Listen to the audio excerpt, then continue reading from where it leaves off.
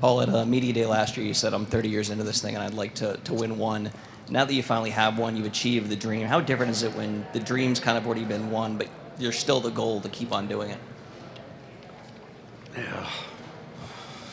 I couldn't articulate very well the experience of last year or the unknown of it prior to. And then it happens and you have this incredible experience with a group of guys that you care so much about. And then they come back next year, so God, you want to do it again, right? Like, it's such a wonderful thing. The difference would be, I would say this year maybe, by the time you get to the playoffs, I've enjoyed it a little bit more. You're allowed to enjoy it a little bit more. You're not more casual. As a matter of fact, it probably more wired now. But your in-between days aren't as quite.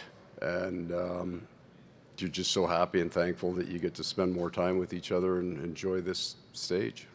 Right side, front row. Well, you've built a championship team. Everyone's talking about sort of the state income tax thing. But what are the advantages of sort of the market you have? And as a general manager, when you're sort of building a roster and attracting players in free agency or trades, how do you sort of use those advantages to sort of build the roster you have? I think the most important thing for us in attracting players is I think the players have understood now how much we've been empowered by ownership to try to do the right things. And it can't be overstated what the Viola family has done for us to allow us to implement, whether we need a new practice rink. Okay, and here you go, and it's beautiful. And to allow us the flexibility to try to do the things that we think are necessary to try to win and to try to have an excellent organization. And I think the players feed off that. And they know that if the chicken isn't right, that we're going to get new chicken. And it sort of transcends all that we do. It sounds silly, but it's true and it's real. The sun doesn't kill us. It's a nice environment to live in. It's a good place for families. It's a good place for singles. It's got a little something for everybody. And then I'll point to Paul and the coaching staff and that room. And players know, I think, I'm not going to go through each one, but so many of the players who have come to us have had career years, and it's a function of the coaches in the room. So players from the outside, I think the tax thing is marginal at best. And I think the real reasons are that trying to figure out a way to do our best to try to win. Coming from a guy from the province of Quebec, taxes are not marginal in Florida, that's for sure. But that's another story. And you'll write it, brother. I would like to have your take of both of you on this. Bill, when you do a trade, you always expect it's going to be a good one. Would it be fair to say that you got an even better value of what you were expecting from Seth Jones and Brad Marchand? And I would like to have the take of Paul on the same subject, please. Honestly, as advertised, both of them. Now, that's an easy question to answer because I had the luxury of being with Seth in Columbus, knowing what he could do, knowing him as a person, knowing firsthand how he would fit into our room and how he comports himself. And with Brad, I mean, the whole room knows. So there's no secrets of what he is as a player, as a competitor. Getting to know him a little bit more as a human, he's more special than I could have imagined on that front, as a teammate and as a character human. So from that standpoint, yeah, it was really pleasantly, it's like frosting on the cake. Right side, first row. The interesting part of that is what you don't know, and then Bill qualified that with his relationship with Seth, is you don't exactly, the thing we would have saw, how they're going to fit in your room. And that part's been brilliant, but I think it has as much to do, I mean, that's been the case with every player that we've brought in. It's the room. It's not me figuring out where they fit. That doesn't matter. They're just good players. They're going to be good players. But that room that we have is so welcoming, and so your personality fits almost no matter what it is. As long as you do the handful of things we all do together, there's not a problem. The more unusual your personality, the more you're going to fit in our room. As long as you do those 4 or 5 things, then everybody gets to be themselves. So both Seth and he's a quieter man than Brad, but we all are. Now I was just going to say, relative to the rest of us, but he's been fantastic in that because he can just be himself, and we absorb that. Right side, front row. Bill, just as far as some of your defensemen, Gustav Forsling, you got via waivers a couple years ago. Nate Schmidt hadn't been playing as much before he joined you guys this year. Kulikov bounced around a little bit. All these guys come in and have done such big things for you guys. What is it about this team that they're able to do that? And what did you see in all of them, you know, that you thought, okay, these guys could be good for us? Well, it's probably a function of Sly, right? The common denominator might be the coach, who's a wonderful teacher, a wonderful person, who has extracted, as I alluded to earlier, has extracted the most out of almost like every defenseman who comes in here gets better. They improve. Even the veterans improve. I think looking back at Gudash, who was a veteran, an older player, came in, improved. And so Sly's expertise, his professionalism, who he is as a person, in tandem with what Paul had discussed earlier, that room, it's so special that it pulls, like they just pull the good qualities out of you. There's no better way for me to try to explain it than that. Front right. Paul, I think one of the signatures of your team is its rugged style of play and, you know, the intimidation factor. What role do you think that's going to play in this series? And do you think it's going to be both ways? It always is. There's a significant difference in the style of hockey in the East and the Western Conference. And I don't know, 15 years ago when they used to call California the Valley of Death, it was heavy over here in the West, and it was light and fast in the East. It's just flipped a little bit. We have a bit more of that, so it's a survival mechanism. The heaviest team that we've played in the last 3 years is the Boston Bruins. I mean, those two series, and we got out-hit in every one of them. So it's going to be physical.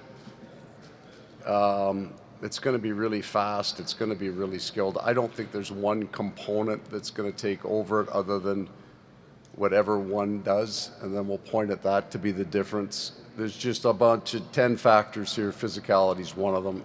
All of them are going to be, they've got enough players there. That's not going to be an issue for them. They're physical. Like Boston was physical. Toronto got quite a bit heavier over the last couple of years. So it's, the margin between the two teams and the ability to be physical isn't that wide. And that wasn't a tax comment. Sorry. I just don't think it's going to be that big a factor. We have a way to play. There's lots of teams that can play the game every way. We're just not one of them. We got to play it one way. We'll continue to take questions. There are players from the Panthers at the pods. We'll go to players. right side, second row, please. Bill, you were around Bob in different stages of his career in Columbus and now here. Just what is it about him, the steadiness of how he is year over year, and also how he seems to be getting better even over these last few years? Just seeing that balance from him. You know, it's been well chronicled and spoken about, documented, his preparation, his attention to detail, and his consistency with the way he comports himself every single day. Preparing for practice, in practice, pregame, in the games, postgame, and there's a reason that he's been able to sustain that high level of play.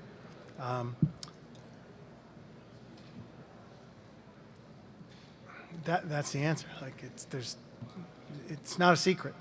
He's a pro. He's a pro's pro, and somebody that I think every player will tell you. If you want to know why a guy is successful, it's it's because of the way he prepares and the way that he does his job. Right side, second row. Paul, we hear it all the time that each team takes on its own identity year after year. The identity changes, the team changes. So if this team's identity is different from last year's, if this team is different from last year's team, what's different in your mind? Both the identity and how you might play, too. I think maybe include the Oilers in on this. I think we both have a defined strength that over 2 years you would say that's what this team is really good at. They're an incredible offensive team with those two players, but as a team, they play that game very, very well, and our numbers over the last 3 years, but the last 2 years, we were a real good defensive hockey team. Our analytics are pretty good in that. But both teams, and it's not their weakness, they've made another part of their game stronger, so their defensive game is better. Some of that's just, when you get a good coach like they have here each year, their parts of their game just keep getting better just from familiarity, from doing it more than 1 year. So they've become a better defensive team, and our offensive game has improved. Seth Jones, Brad Marchand comes in, but also Anton Lundell, Luce Duran, and guys that were third and fourth line guys who are 21 years old. They're just a little bit older. So we can put a few more pucks in the net. They can defend a little better, but it doesn't change the base strength. They're a really unusually built offensive team, and we've been pretty good defensively. Take a few more questions. Right side, third row. Question for Paul. What makes your team's forecheck so effective in your mind? And what changed in the Toronto series from the early games to the end of that series where you weren't giving up as much on the counter? We come out of the Tampa series, and Tampa plays almost systematically the same game that we do, but the opposite end of the spectrum in the style. They'll stretch all over the place. So we thought we were prepared for that, but it was a major shift going into Toronto. Just the systems are all completely different. And we struggled with that for the first game or two. It was a big change. Our forecheck is good because we make the right decisions at the line. We don't dump every puck. I don't want them to dump every puck. But we also aren't going to try to make a play at the line every time. And over time, the players have got a pretty good idea what's coming next. He's going to put that puck deep, or there's a play to be made. And if you can figure that part out, what you're doing, and you get to be at a fairly high percentage rate of being right, then you'll play faster. So that way your forecheck's a little faster. It's easier to set it. We were late on our forecheck in the first 2 games in Toronto. Their neutral zone defense was different than Tampa's, so our decisions had to change, and we were late with changing those. And so we were a little late with everything that we did, and then we kind of figured it out. I think the Oilers are more structured defensively in Toronto, but that's a Western Conference thing, right? Craig comes over from the West. There's more teams playing that kind of Vegas, Edmonton, Winnipeg, just more teams playing that game. Take a couple Beat more. the Back hell out left. of that one. Hi, Paul. I wanted to ask you a question about Carter. I think since 2022, he's had something like 12 game-winning goals in the playoffs, 3 of which have been series-winning goals. Can you tell me, is there something about his mindset or just his approach that makes him the guy in those big moments? Well, if I could, right, I'd share that with everybody, and I wouldn't tell you here now because that would be worth a lot.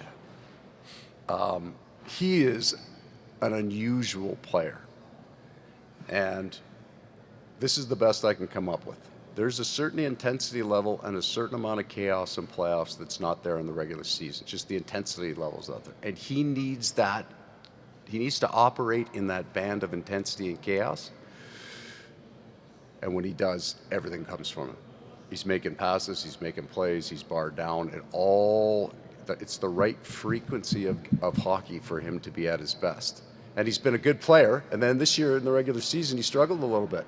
The intensity was different, right? He was trying to find it. This was not a work ethic issue. That guy works his butt off every day, but he was going one way, we were going the other, and he just couldn't find that rhythm. And they drop the puck in the playoffs, and they go, oh, there, he's back. Everything seems to have fallen into place for him. Last question, right side, third row. Bill, I know that you value all the contributions that you get in your front office, but I'm wondering if you can speak to the impact that Rick Dudley has had on some of the acquisitions that you've made. None. And just his fingerprints on how this team has been built and how you've enjoyed or taken his counsel. I mean, even when I was an agent, he was a mentor to me early and taught me how to scout. Has been a dear friend for so long, was gracious enough to come on board when to help when I came on. And he's, obviously Rick, so you know how much he loves the game, how hard he works. I mean, he's in his 70s. He's at games every night. We have to tell him, don't go. And he loves the game. He loves all aspects of the game. He interacts with the coaches. Yep. He interacts with Sonny Mehta. He interacts with everybody, and everybody loves him. What that does is it allows people to listen to him and to hear him. And when he has something that he says to me. If I think a player's okay, you might want to go see him. If I tell you he can play, you don't need to go see him. And maybe that's the best essay that I could write about Rick.